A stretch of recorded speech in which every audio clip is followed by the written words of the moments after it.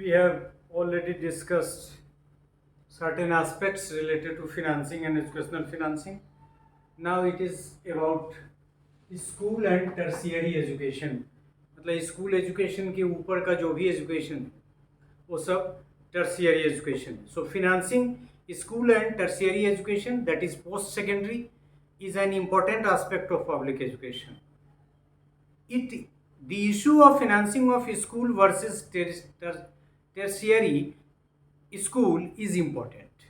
In order to balance between financing different sectors of education, each country has its own educational priorities.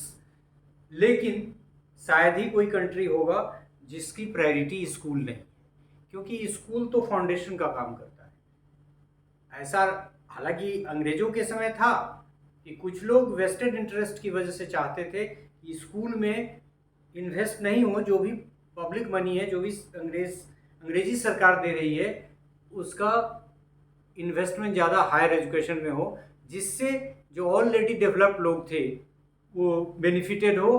हमारे बहुत सारे ये reformers ने, leaders ने इसका विरोध भी किया और बाद में फिर स्कूल एजुकेशन तक बात आई. और आपको शायद पता भी हो कि राइट टू एजुकेशन जो आपको इधर 2009 में आके मिला फंडामेंटल राइट के रूप में, इसकी चर्चा बहुत पहले से कोखले वगैरह मिलने से के लगभग 100 साल पहले से या उससे भी पहले से लोग उठाते रहे. तो ये है कि हर कंट्री का अपना अपना है, लेकिन जब प्राइमरी एजुकेशन या सेकेंडरी एजुकेशन या स्कूल एजुकेशन इनरिच्ड नहीं होगा, उसमें इन्वेस्टमेंट ज़्यादा नहीं होगा, तो ऊपर इन्वेस्टमेंट की मीनिंग नहीं होगी.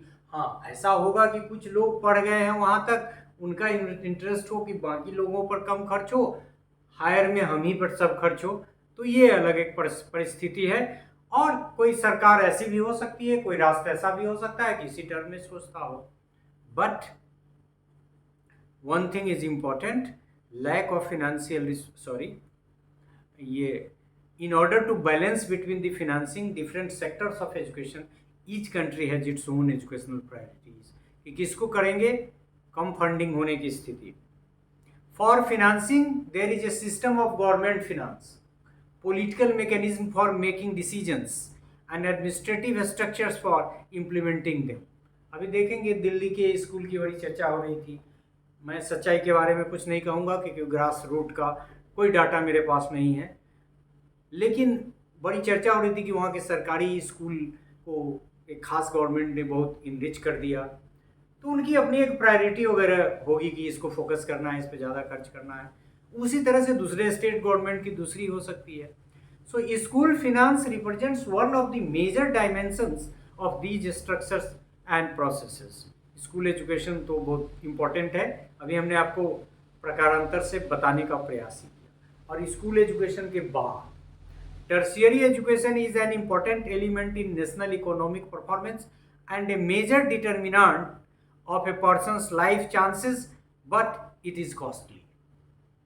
अब सरकार यदि मुफ्त की शिक्षा देगी स्कूल तक, तो क्या पॉलिटेक्निक की शिक्षा भी देगी, इंजीनियरिंग की भी देगी, मेडिसिन की भी देगी, टोटल का टोटल हायर एजुकेशन तक देगी.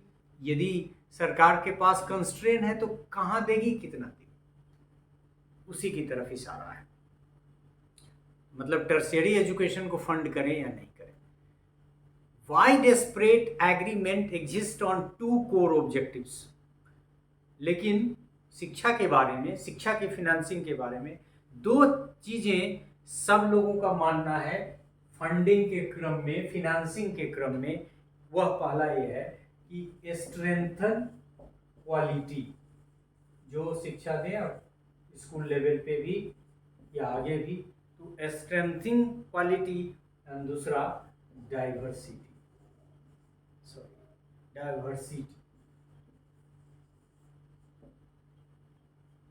So widespread agreement exists on 2 core objectives.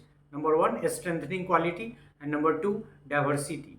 If it is not possible to rely completely on public funding, it is necessary to bring in private finance. Education तो देना ही देना है, तो यदि public fund नहीं उतना हो सकता है, अब देखते भी होंगे कि ऑलमोस्ट प्राइमरी एजुकेशन में 100% पब्लिक फंडिंग है, लेकिन बाद में धीरे धीरे वो इवन सेकेंडरी में भी थोड़ा कम है और टर्शियरी में तो घटता चला जाता है। लेकिन ये कह रहा है कि यदि पब्लिक फंडिंग नहीं है तो प्राइवेट फंडिंग भी होनी चाहिए, शिक्षा मुहैया होनी चाहिए। There is also a different opinion that tertiary education is a right and therefore be financed from taxation. ये तो सही है, कुछ लोगों का ये भी मानना है कि ये जो टर्शियरी एजुकेशन है, स्कूल एजुकेशन की तरह ये भी व्यक्ति का फंडामेंटल राइट है, राइट टू इक्वलिटी, आर्टिकल 14 वगैरह के एनालिसिस, और फिर 92 93 में बहुत सारे केसेस भी हुए थे, सुप्रीम कोर्ट का वर्डिक्ट भी है उस पर, मैं खैर उधर नहीं जाऊंगा। लेकिन कुछ लोगों का ये मानना है कि टर्शियरी एजुकेशन भी राइट है उस देश के नागरिक का, इसलिए वो भी टैक्सेशन के पैसे से दिया जाना चाहिए। मतलब पूरी की पूरी शिक्षा, चाहे वो किसी भी तरह की टेक्निकल एजुकेशन हो तो या हायर एजुकेशन हो, तो जनरल नेचर का हायर एजुकेशन या टेक्निकल नेचर का हायर एजुकेशन। ए गिफ्टेड और टैलेंटेड